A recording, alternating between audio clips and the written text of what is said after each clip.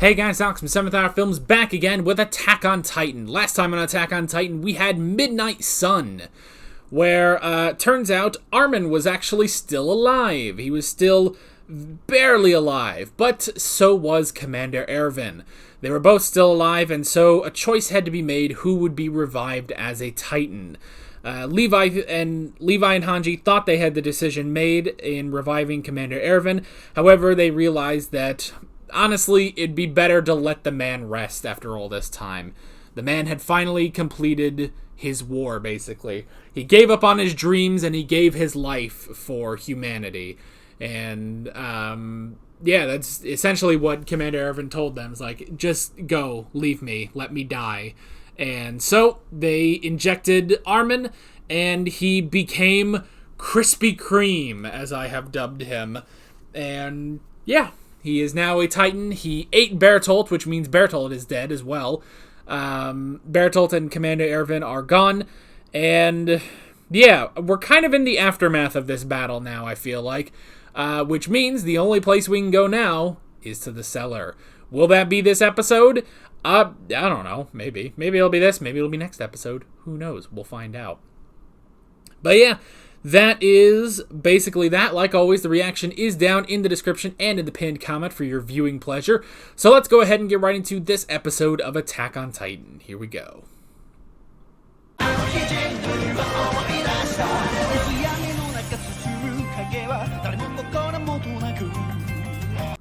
Was not expecting that. That... Is that Berlin? I mean, that's okay, that's a little too specific. First off, the man's not 100 years old, so this isn't before the whole thing with humanity going within the walls and the Titans and stuff. So, but presumably that is where, you know,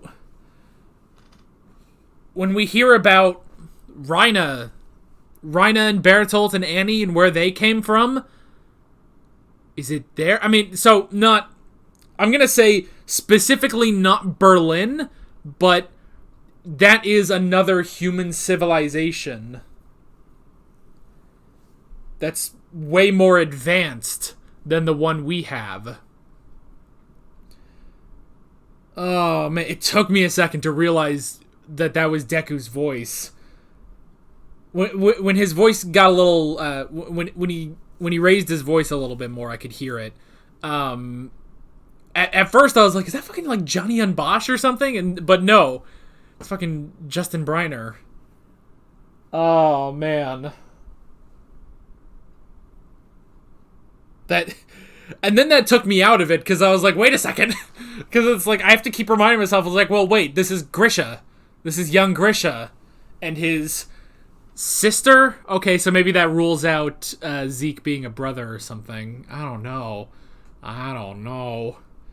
The hell, man? You can't just drop that on me. Oh, man, oh, man. Well, we've been to the cellar. We still have more to learn and stuff from the books, but we went to the cellar. We did it. We did it. After a year, we did it.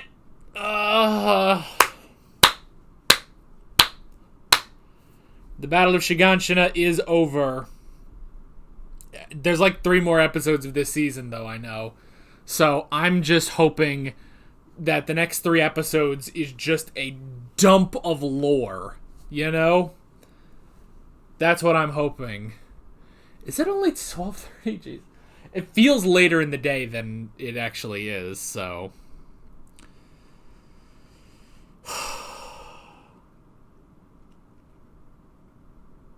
yeah. That, I mean, it took me a second, like, when I was like, oh, a photograph. Like, it didn't immediately click in my head, like, wait a second, they shouldn't have photographs. Like, this is a kind of somewhat medieval society that we live in. We live in a medieval society. But I mean, you can kind of say, like, medieval to maybe 1700s. I guess closer to 1700s than medieval, really. I guess just because of the sort of European architecture that makes me sort of think that. But I guess it's more 1700s, almost 1800s, but not quite to the 1800s where obviously they had pictures, you know? So I would say if it's like closer to the 1800s, it'd be early 1800s. But the whole thing, you go over and you go to Grisha's past. Grisha's past, specifically when he was a kid. So that, I mean, we don't know how old Grisha is, but that's got to be at least 30 years, maybe more. But at least 30 years ago, they got blimps. I was waiting for a car to drive by, but it never happened. I don't think. Oh, you don't know how tempted I am to go back and look. No, screw it. Screw it, I can do it. I'm gonna go back and look. That one. What are you talking about? There's no way either of us will get rich. That is so weird hearing Deku's voice come out of... Because it's just Deku's voice. The boy's not doing anything differently. Okay, but you can see... next to the blimp, when they show the blimp going past the wall, they also have loudspeakers. So...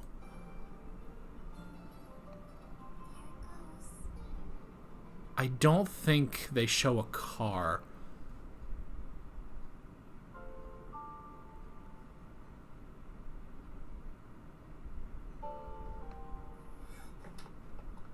Come on, Faye! Wait! Where are we going? My teacher told me something. He said the airships landed a place nearby. Let's go and watch! Really?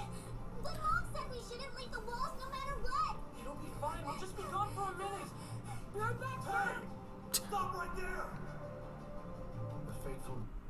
They never show a car, which is probably... So, if... Well, I mean... When was the car invented and when was a friggin' blimp invented? You know? I guess there's the next question. But they are definitely more advanced. And it's interesting, they say, like, oh, you can't go out without your armband on, like... And you can't go past the wall. It looks like Berlin. Which, I mean, I guess we've also, in fairness, we've also speculated that this was sort of a Central European, Central Europe location for Attack on Titan, especially with the names. You can kind of get like, oh yeah, some sort of like Central Europe, kind of maybe Germany a bit, these sort of German names a bit, and especially like German pronunciations and stuff. So by that logic, maybe they are in Berlin, Maybe they're in Berlin, and, humanity as we know it, the walls, maybe they're just off somewhere, just a good distance away, But eventually Grisha made his way there, and lost his memory, too.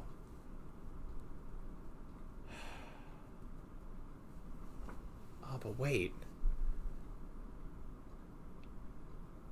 Because, see, I was saying, like, okay, so this is obviously Grisha and his younger sister. But I was thinking, like, oh, well, does that rule out Zeke?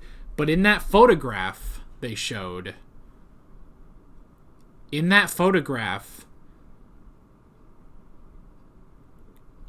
I'm right, it looked like Grisha was older. It looked like the small boy there was his brother, could have been a brother, and it looked like the hair coloring looked a bit more like Zeke. So maybe it's just that at this point in the flashback, his brother wasn't born yet. If we are saying that Zeke is Grisha's brother. I am so curious how Titans fit into all of this, How did... this young boy and then his, young brother, how Titans? That's what I'm curious about. Man, oh man. But that's a good, at first I was like, okay, so maybe we're not going to get anything per se from, going to the cellar in this one. Like, all right, we got the books, let's go. But the drop of the photograph and then this flashback showing honestly a Berlin-esque, separated.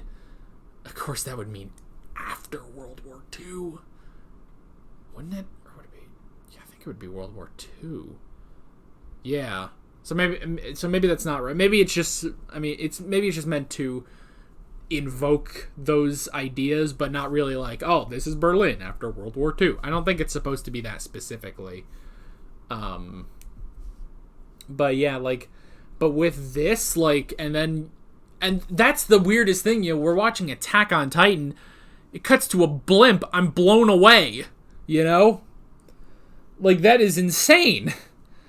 So, it's just so strange. So that is a good, that is a lore dump right there. That is a huge, okay, we just learned something huge, I almost feel like we just turned on a different show, and especially because he has Deku's voice, I'm just sitting here oh, this is a different show. I have to remind myself, oh yeah, I'm watching Attack on Titan, because I go back to my notes and it's oh yeah, Armin and how he's a Titan and and Erwin and Shiganshina and stuff. And then I look up and then I see that and it's oh gosh, my mind is playing tricks on me, Oh boy. To jump into the notes very quickly, only 9 scouts survived. Of 100 scouts that went to Shiganshina, only 9 survived. Jeez. That is crazy. There are only 9 people left in the scout regiment. That's insane. But they did win. They did win. So there's at least that. So, okay, now at first when they were talking to Armin about everything that happened, at first I thought they were going to make it sound like Eren was able to take the injection from Levi and do it, but that's not it. They did tell him the whole truth, that yes, they did sort of stage a bit of a mutiny, but in the end it was Levi's decision, and it's kind of the same way, in the same sort of way, when we had Jean, saying why Reina should be kept alive, and then Hanji saying it was my decision, after everything she says, it was my decision, you were just a factor, and that is, it's the same sort of thing with Levi, that ultimately at the end of the day it was Levi's decision. He could have gone against Erwin's decision and injected him, but he didn't. That was Levi's decision. So, and I like how he also says, it wasn't exactly, I didn't exactly decide that you should be a Titan. I decided that Erwin should die here, I decided that this would be where Erwin died. So, yeah. So, Erwin is completely gone, and now instead we have Armin. And yes, it is strange that it's you gave up the commander of the scouts for him, but I also like how they say, don't let any of us regret it, Don't let any of us regret our decision. Even you, don't regret what happened here. And I like how they say that, what's done is done. It happened. We don't need to dwell on it now. We just need to move forward, What happened. Let's keep going. So I like that. 'Cause yeah, it is a bit traumatic, after that entire thing, the only thing he remembers, the last thing he remembered was Bertolt transforming. After that, everything is, really fuzzy. But to hear all of that, you burned to a crisp and we revived you as a Titan and you ate Bertolt and you're alive and the commander isn't. That's a lot. That's a lot to put on him.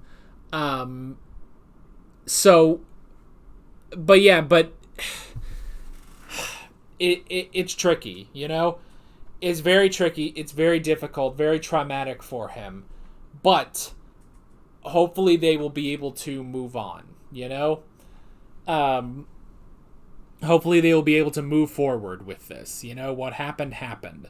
So I did like that they were able to help him through that. Because, yeah, that is, when they say it's look, the commander's death is now on your hands, Like, it's on you, but don't let that be a bad thing, you know? Like, even though it will be impossible to replace Erwin, be sure that you can, basically live up to him. Don't let any of us regret it, even you. So I did like that. Though I will say, like, okay, so they got him a new uniform, which is good. Why didn't they have a shirt for him? Like, they had pants and they had a jacket, but they specifically didn't have a shirt for him, which is strange. And look, I don't want to be saying nothing, but fuck it, I'll say it. The boy is really handsome. The boy is, like, we've always called him, well, not always called him, but, we call him Small Cute Blonde Boy, which is our take on Small Cute Blonde Girl, which we called Historia originally. The boy is really cute. He's also kind of, well, he's not jacked, but he is very fit. And without the shirt, I don't know. It's making me think things. Probably making you think things, too. So, but I just found that a bit odd that, they had spare pants and spare shoes and a spare jacket, but they didn't have a spare shirt. Like, if it was just pants and the shoes, maybe, but the fact that they also had a spare jacket. It's the fact that the only thing they didn't have was a spare shirt. That was kind of strange. So, yeah. And because of that, it's just, I don't know, it's making me think things. Let's move on. The basement. Wait, Shiganshina. That was really nice, though. The tour through Shiganshina and the walk through memory lane. And it's like I said in the reaction, despite the fact that we just had this gigantic battle here, Shiganshina almost seems untouched, Like, they're going around and it's like, no, everything here is pretty much how it was. Like, it's just the aftermath of the fall of Shiganshina from the beginning of the series, So that's pretty interesting that, you look around and it's like, yeah, the battle didn't really upend any of this, just the initial battle. So that was interesting. That was really interesting going through all of that. Just taking that trip down memory lane. And eventually we made it to the basement. I love that the key didn't work on the door. That was hilarious. Because at first I was like, well, wait, do you really... Like, yeah, we got the key. Let's go. And it's like, well, I mean, you don't really need it's a wooden door. You can kick it and it'll open. And sure enough, Levi did. So that was really funny, but it lends to, oh, okay, so you need the key for something else. So I like that. But yeah, they went into the cellar, excuse me. They went into the cellar, and it just seemed to be normal stuff. And yeah, it's something I just never thought of. I was like, oh yeah, he would probably have to hide it from like the police and stuff. Make the cellar to where it doesn't arouse suspicion. So he hid stuff in the secret cellar that only he went to. So then they found the drawer, and then not only was it a drawer that was already hidden, but he had a false bottom in it too, which contained the 3 books. So, yeah, 3 books with everything we need to know. Hopefully, the next episode is just a complete audiobook of those 3 books, so that we can learn everything. But yeah, it didn't even cross my mind when they, it's like, oh, they opened the book and I was like, oh, it's a picture of, the family or something. Like, I couldn't get a good look at it, so I just assumed it was a picture of the family. I was like, oh, well, that is nice. He still had them there. And then they started looking, and I was like, could this be a painting? And it's like, no, it's way too detailed. I was like, you don't have photographs! You don't have photographs! Look at this photograph! They don't have photographs. I didn't even think about that, So that was crazy. And yeah, so where he comes from, where Grisha comes from, there is more advanced technology than the world today, or the humanity is right now. And sure enough, we get that flashback where there's a blimp, there are speakers. That's about it. Everything else looks kind of the same. Like, I don't know, like I guess they had guns. Well, the guns didn't look more advanced. Because even like the clothes look like the clothes that are worn within the walls anyway. So I wish I could now differentiate between Berlin and, well, what appears to be Berlin. We have to say that because we don't know. I wish these locations had a name. I've always wanted a name for, like, you know, within the walls, you know, like, what is this place called, you know? But yeah, but they have blimps, and it seems to be some sort of Berlin-esque place. I mean, it's definitely supposed to, and like with the wall, don't go to the other side of the city, the blimp, the armbands, I feel like it's supposed to invoke imagery of sort of Berlin or Germany, you know, circa the early 1900s. But I don't think it's supposed to be exactly that. Like, oh, time has kept going normally, you know, after that. So, outside of the walls. I don't think it's supposed to be that, but it's definitely a more advanced civilization away from the walls. But that's the thing, you know, if this was 30, 40 years ago when this flashback took place, the walls were still, you know, they were already up. The Rice family were already in control, doing all their stuff, you know, putting up the walls against the Titans. It was already happening, you know? So yeah, it's just very, very interesting. Again, the next 3 episodes just need to be one giant lore dump. Please give me a lore dump. Just take a dump in front of me of lore. And with all that said, I'm Alex from 7th Hour Films, and I will see you guys next time. Take care. Alright guys, thanks for watching this video. If you want to watch more of my Attack on Titan reactions, there is a playlist on screen as well as another video of mine you can go check out.